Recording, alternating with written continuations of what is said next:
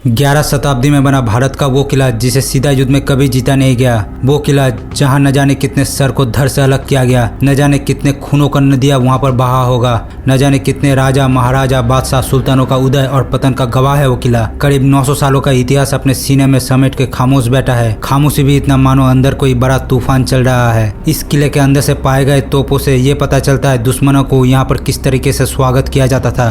दुश्मनों को यहाँ पर मारने के बाद मगरमच्छ को दावत दिया जाता था। रहम नाम का कोई शब्द ही उसके डिक्शनरी पे नहीं था। अभी मैं होटल से निकल पड़ा। आज मैं विजिट करूंगा देवगिरी किला। इस किले को दौलताबाद फोर्ट भी बोला जाता है। इतिहास गवाह है, सीधा युद्ध करके कोई भी इस किले को जीत नहीं पाया। भारत के इतिहास में सबसे खतरनाक इसी फोर्ट को कहा जाता है। अभी मैं आपको बताऊंगा कैसे आप औरंगाबाद से देवगिरी यानी कि दौलताबाद फोर्ट पहुंच सकते हो, वो भी पब्लिक ट्रांसपोर्ट यूज़ करते हुए। मैं बाबा बस स्टैंड से 42 नंबर बस पकड़कर देवगिरी फोर्ट पे पहुंचा। डिस्टेंस करीब 17 किलोमीटर था। ये किला इलोरा जाने के रास्ते पे ही पड़ता है। पहले इस गांव का नाम देवगिरी हुआ करता था। बाद में जब मुसलमान शासक ने इस जगह को कैप्चर किया तब मुस्लिमों ने इस जगह का नाम बदल कर इसको दौलताबाद कर दिया। इवन आपको पद्मावत मूवी में भी आपको इस देवगिरी नाम का जिक्र मिलेगा। जब रणवीर सिंह ने देवगिरी रानी को कैद कर लिया था तब इस नाम को आपको सुनने को मिलेगा। इस किले का जो इतिहास है वो बहुत ही खतरनाक है। तो मैं आज पूरा दिन इस किले को एक्सप्लोर करूंगा। करीब 900 सालों से टिका हुआ है ये किला। न जाने कितने मारकाट इस किले ने देखा है, न जाने कितने खून की नदियाँ यहाँ पर बह चुका है। अभी औरंगाबाद से 42 नंबर बस पकड़ के मैं आ गया दौलताबाद फोर्ट। तो चलिए अभी हम आपको लेके चलते हैं इस किले के अंदर। मेरे पास एक गोप्रो कैमरा था तो मुझसे 25 रुपीज़ लिया गया।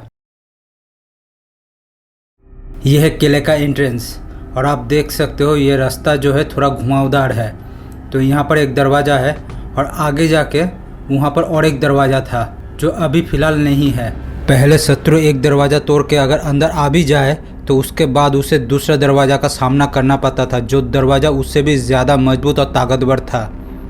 आप ये जो स्क्वायर बॉक्स देख रहे हो इसके अंदर एक बहुत मोटा लकड़ी का पट्टा डाला जाता था दरवाज़ा को बंद रखने के लिए। अगर दुश्मन दोनों ही दरवाज़ा तोड़ के अंदर आ भी जाए तो उसके बाद उसके सामना होता था यहाँ पर तैनात सिपाहियों के साथ। ये जो आप छोटे छोटे कोठरियाँ देख रहे हो इसके अंदर सब सैनिक रहा करता था।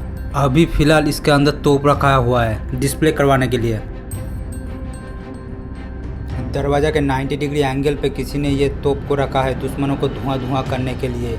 ये तोप औरंगजेब का है और ये तोप पीतल से बनाया हुआ है और इस पे औरंगजेब का नाम भी लिखा हुआ है फारसी में। और वो सामने है नकली दरवाज़ा जो दुश्मनों को गुमराह करने के लिए बनाया गया था।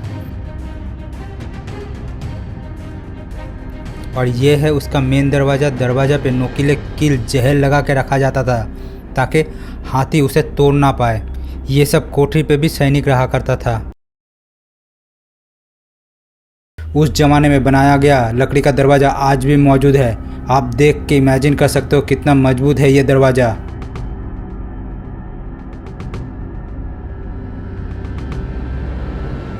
और ये है वो जगह जहाँ पर दुश्मन भी गुमराह हो जाता था मेरे तरह। राइट साइड पे लग रहा है कि दीवार है पर रास्ता वही साइड पे है, और लेफ़्ट साइड वाला जो रास्ता लग रहा है पर वो एक्चुअली गुमराह करने के लिए वो रास्ता बनाया गया है जो 1 किलोमीटर दूर जाकर ख़त्म हो जाता है। पर जब कोई भी यहाँ पर फर्स्ट टाइम आता है तो उसको ये लगेगा कि लेफ़्ट साइड वाला रास्ता ही जो है वो सही रास्ता है और राइट साइड वाला जो रास्ता है वो दीवार है।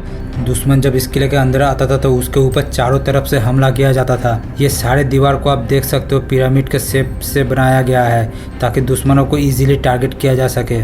जिसने भी इस किले का डिज़ाइन किया है बहुत सोच समझ के किया है।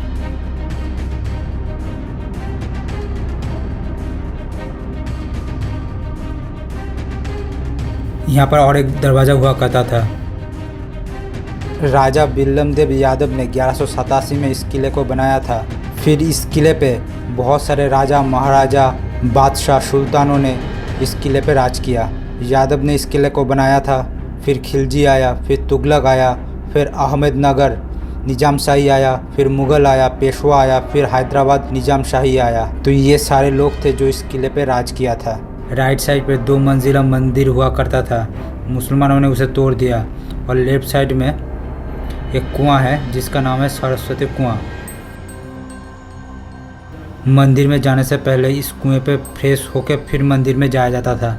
उस ज़माने में बनाया गया हर एक चीज़ें मजबूत और टिकाऊ होते थे। कितने खूबसूरत इंजीनियरिंग आपको इस बावड़ी में देखने को मिलेगा। उस ज़माने में लोग कुछ भी क्रिएट करने के बाद उसके ऊपर आर्टवर्क ज़रूर करते थे, इससे वो चीज़ें देखने में और ज़्यादा खूबसूरत लगता था। उसका तो एक निदर्शन आपके सामने ही मौजूद है। इससे ये भी पता चलता है लोग उस ज़माने में आर्ट यानी कि कला को काफ़ी वैल्यू देते थे। यहाँ पर आपको एक छोटा सा स्टैंड दिख रहा है, इसे टावर ऑफ लैम्प कहा जाता था, यानी कि दीप स्तंभ। इसे हाथी टैंक नाम दिया गया था और इसे मोहम्मद बिन तुगलक ने बनाया था ताकि इस किले के अंदर जो लोग रह रहा है उसके प्यास को बुझाया जा सके। तो चलिए अभी हम आपको लेके चलते हैं भारत माता मंदिर पे और बताते हैं इसका नाम कैसे भारत माता टेम्पल हुआ। सामने देखो, नीचे से गंगा जमुना बह रही है और ऊपर तहजीब की टोपी लगाई गई है। अब ऐसा मैंने क्यों बोला, क्योंकि ये किला यादवों ने बनाया था और यादव हिंदू होते हैं, लेकिन हिंदू होने के बावजूद भी उन लोगों ने यहाँ पर जैन मंदिर प्रतिष्ठा किया था। तो इसे क्या कहते हैं, इसे प्रेम कहते हैं। फिर उदय हुआ शांति दूत अलाउद्दीन खिलजी का। उन लोगों को गंगा और यमुना में कुछ अधूरा सा दिखा, इसीलिए उनके ऑफस्प्रिंग कुतुबुद्दीन मुबारक खिलजी ने इस मंदिर को आधा तोड़कर उसके ऊपर तहजीब की टोपी पहना दी। और ये टोपी सिर्फ यहीं पर नहीं पहनाया, और भी भारत के बहुत सारे हिंदू मंदिर है जिसके ऊपर इस तरह का तहजीब की टोपी पहनाई गई है। तो यहीं से शुरू हुआ ये टर्म्स गंगा यमुना तहजीब। अब जानते हैं राजा हरपाल देव जी के बारे में। यादव वंश का राजा था, उनके अंडर में ही था ये किला। जब वो युद्ध हार गया तब उसे शांति के धर्म में आह्वान किया गया, पर वो हिंदू रहना ही ठीक समझा। खाल उतार ली गई, फिर भी राजा हरपाल देव ने मौत को कबूल है कबूल है कबूल है बोलकर शांति दूतों को ट्रिपल तलाक दे दिया। क्या लोग थे वो लोग। आज कुछ यूट्यूबर्स हमें गंगा जमुना तहजीब सिखाने के लिए यूट्यूब पे आके ज्ञान देता है। अब आप डिसाइड कर लो, आप उनके बात मानोगे या फिर आपके सामने जो साक्षात दिख रहा है उसे मानोगे। पर ये स्टोरी इधर ही ख़त्म नहीं हुआ। फिर से जब इसे मंदिर बनाने गया तब शांति दूतों ने इसे मंदिर बनने नहीं दिया।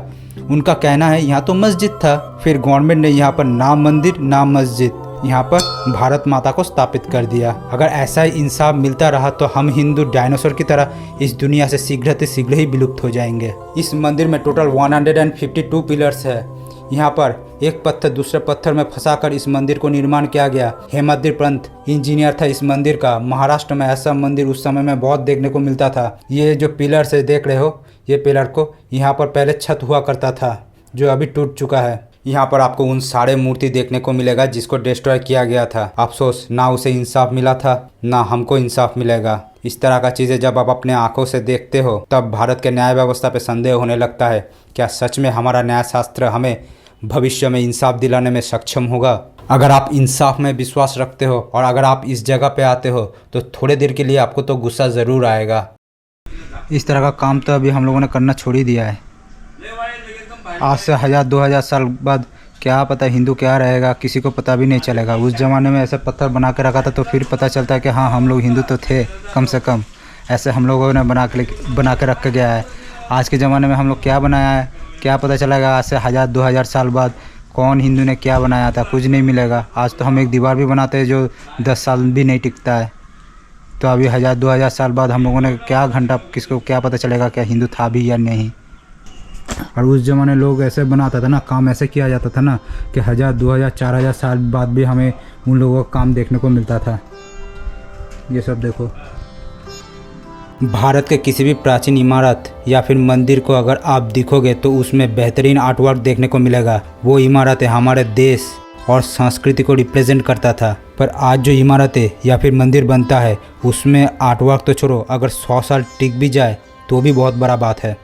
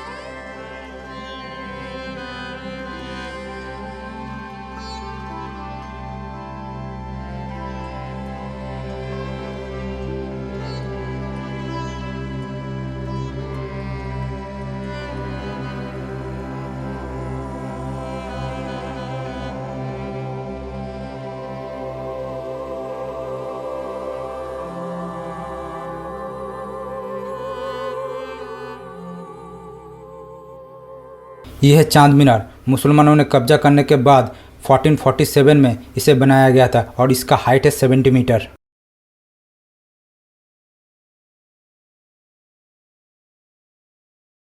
यह है कैनन गैलरी।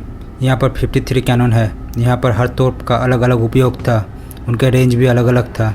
इस किले में आपको बहुत सारे तोप देखने को मिलेगा।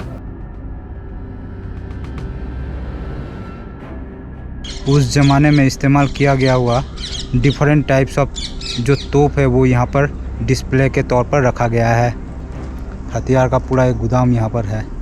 महाराष्ट्र में आपको चारों ओर किले दिखेगा, जिससे ये पता चलता है कि उस ज़माने में महाराष्ट्र का जो आर्मी था वो बहुत ज़्यादा स्ट्रॉन्ग था। इतना किला और कोई दूसरे जगह पे भारत में आपको देखने को नहीं मिलेगा जितना आपको महाराष्ट्र में देखने को मिलेगा। हेमांडपंथी टेम्पल। ये मंदिर अभी कुछ ऐसा दिखता है, अंदर कोई भी मूर्ति नहीं है। और ये है किले का और एक खतरनाक जगह। इस जगह को कालकोट बोला जाता है।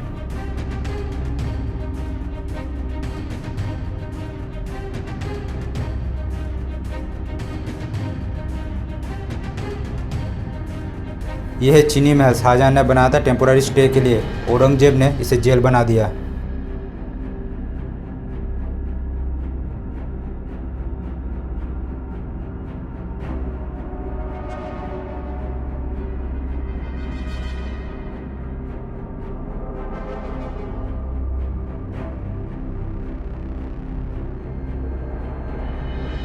यह है किले का सबसे बड़ा तोप। पंचधातु से बना है ये तोप। औरंगजेब ने इसे बनाया था। 14 टन वेट है इसका। किले को तोड़ने के लिए जनरली इसे बनाया गया था। औरंगजेब का नाम यहाँ पर फारसी भाषा में लिखा गया है। इस्लाम के शासनकाल में हमारे आंचलिक भाषाओं को हटाकर फारसी भाषा को सरकारी भाषा बनाया गया था। ये तोप बहुत भारी है, इसीलिए कहा जाता है कि इस तोप को यहीं पर बनाया गया था। और ये है किले का one of the most important part. इस पोर्शन को पार करने के लिए दुश्मनों को कम से कम 100 बार सोचना पड़ता था। 2 किलोमीटर गोल घेरा है और 50 फीट डीप है और इसके अंदर रहता है मगरमच्छ। पहले यहाँ पर चमड़े का ब्रिज हुआ करता था। दुश्मन आने से पहले उसे खींच लिया जाता था ताकि दुश्मन अंदर आ ना सके।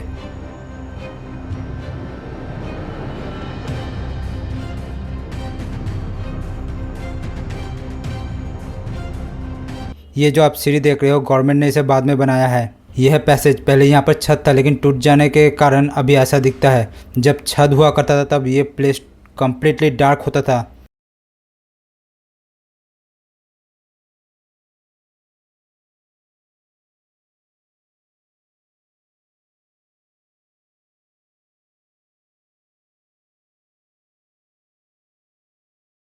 यहाँ पर आके दुश्मन 2 रास्ते देख के कंफ्यूज हो जाता था। लाइट ऊपर से आ रहा है देख के वो ऊपर देखता था और उसके ऊपर से गर्म तेल फेंका जाता था। पर ये जो रास्ता है वो एक ही है, बस कंफ्यूज करने के लिए बनाया गया है। दुश्मन को मारना अलग बात है, पर मारने से पहले उसके साइकोलॉजी को तोड़ना अलग बात है। यहाँ पर दुश्मन को मारने से पहले उनके मन में इतना ज़्यादा डर बैठा दिया जाता था कि युद्ध करने से पहले ही वो मेंटली बहुत ज़्यादा कमज़ोर हो जाता था। और इंसान जब कमज़ोर और बेबस हो जाता है तब वो गलत डिसीजन लेता है। वॉरियर्स के लिए ये किला एक इंस्टीट्यूशन की तरह है। यहाँ पर आके वो युद्ध की बहुत सारे कला को सीख सकता है। अब वो घबरा के दुश्मन सीधा भागता था, पर ये रास्ता है घुमावदार और अंधेरा होने की वजह से उसे दिखाई नहीं देता था और वो सीधा जाके दीवार से टकराता था और नीचे गिर जाता था। और नीचे फेंका हुआ था नुकीले कील, जिस पे जहर लगा हुआ करता था, जो दुश्मन को काफ़ी डैमेज करता था। आप एक बार के लिए खुद को उन सारे सोल्जर्स के जगह पर रख के देखो। आपके हर एक साथी को जब आप 1 बाय 1 गिरते हुए दिखोगे, सोचो आपका ब्रेन किस तरीके से रिएक्ट करेगा। हॉलीवुड में बहुत सारे मूवीज़ बना है जहां पर दुश्मनों को बूबी ट्रैप में फंसा के मारते हुए दिखाया गया है, पर यह किला बेस्ट लोकेशन है इस तरह का मूवी को शूट करने के लिए। जिस इंजीनियर ने भी इस किले को बनाया था उसने वॉर को काफ़ी अच्छे तरीके से स्टडी किया होगा।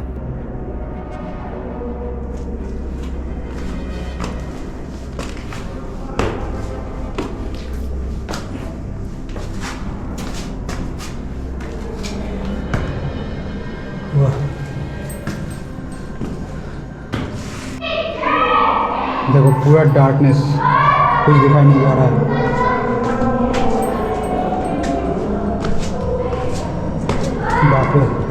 पूरा अंधेरा है भाई। ये आगे वाला दरवाज़ा पहले नहीं था, गवर्नमेंट ने बाद में इसे बनाया। ये है भूल भुलैया। दुश्मन दो अलग अलग रास्ते से जाके एक ही पॉइंट पे आके मीट करेगा और वहाँ पर अंधेरा होने के कारण एक दूसरे को आइडेंटिफाई नहीं कर पाएगा और वो लोग आपस में लड़ पड़ेगा और एक दूसरे को जख्मी कर देगा। दुश्मनों के लिए ये जगह किसी नाइटमेयर जैसा है। यहाँ पर कौन सोल्जर कहाँ पर घात लगा के बैठा है ये जान पाना दुश्मनों के लिए बहुत ही ज़्यादा मुश्किल है। भाई कहाँ कहाँ से जा रहे हैं कुछ समझ में नहीं आ रहा है।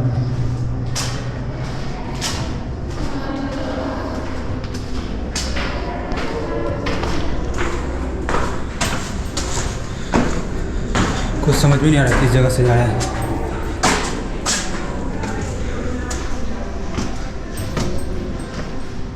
वाह, अब ऊपर क्या है भाई।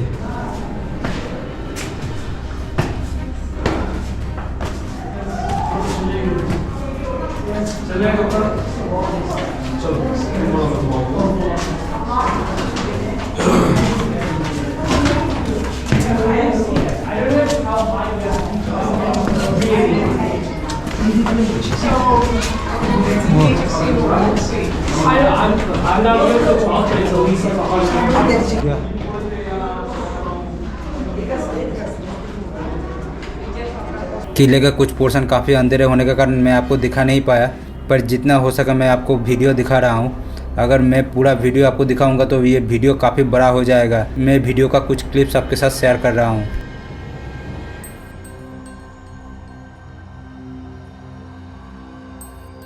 फाइनली मैं एक खुला जगह पे आया जहाँ से मुझे बहुत खूबसूरत व्यू देखने को मिल रहा है और ये जगह बहुत ही खूबसूरत है और मानसून में इसका खूबसूरती और ज़्यादा बढ़ जाएगा। मैं एकदम ऊपर तक जाऊँगा जहाँ पर दुर्गा तोप रखा हुआ है। देवगिरी फोर्ट इतना खूबसूरत है, अगर आप ठीक से देखोगे तो पूरा दिन निकल जाएगा। यहाँ पर बहुत सारे फॉरेनर्स भी आता है ये सब देखने के लिए। इसी रास्ते से मैं अभी इधर आया था, अभी ऊपर जाना है।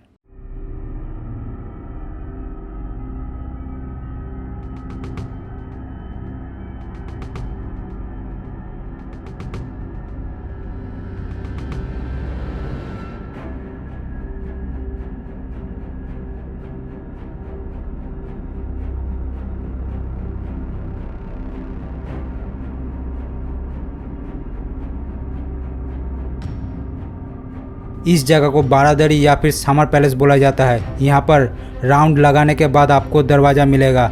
मुग़ल लोगों का काफ़ी फेवरेट जगह था ये।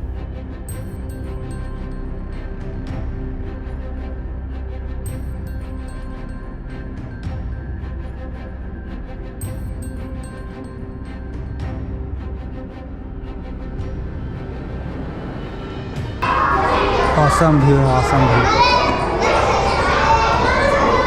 अभी मुझे ऊपर जाना है। मैं पहले ही यूट्यूब में देख लिया था इस किले को और मुझे ये किला बहुत ही इंटरेस्टिंग लगा, इसीलिए मैं पूरा एक दिन निकाला इस किले को एक्सप्लोर करने के लिए। आज सुबह से लेकर शाम तक मैं बस इस किले को देखूंगा। शांति से मैं हर एक जगह एक्सप्लोर करूंगा। यह है जनार्दन स्वामी टेम्पल। यह है जनार्दन स्वामी मंदिर। 15वीं सेंचुरी में वो किलेदार थे इस किले का। तो चलिए अभी मंदिर के अंदर चलते हैं, देखते हैं अंदर क्या है। और इसी मंदिर के ऊपर रखा है दुर्गा तोप। तो ये मंदिर विजिट करने के बाद हम जाएंगे दुर्गा तोप विजिट करने के लिए। जब आप पहाड़ के अंदर या फिर गुफाओं के अंदर बहुत पुराने मंदिर पे आते हो ना, तो वहाँ का जो स्मेल है अलग ही होता है। वहाँ का जो एम्बियंस है वो अलग ही होता है। यहाँ अब जब मंदिर पे आते हो टोटली देखना, वहाँ पर एक अलग सा स्मेल होता है, टोटली अलग लग रहा है।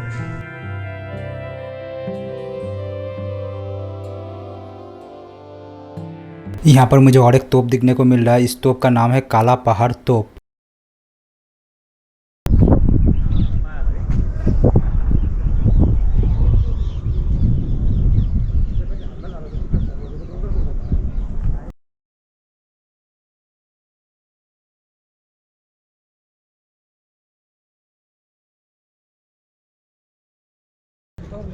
यह है दुर्गा तोप और इसका जो रेंज है, मिनिमम रेंज है वो है 2 किलोमीटर और इसका जो मैक्सिमम रेंज है वो है 3.5 किलोमीटर। ये जो तोप है वो 5.80 मीटर लॉन्ग है और इसका जो थिकनेस है वो है 48 टू 42 सेंटीमीटर और इसका जो कैलिबर है वो 18 सेंटीमीटर इन डायमीटर है। और ये दुर्गा तोप है, ये किले का सबसे टॉप पोर्शन पे रखा हुआ है। तो मैंने पूरा दुर्ग अभी विजिट कर लिया, अब मुझे धीरे धीरे नीचे जाना है।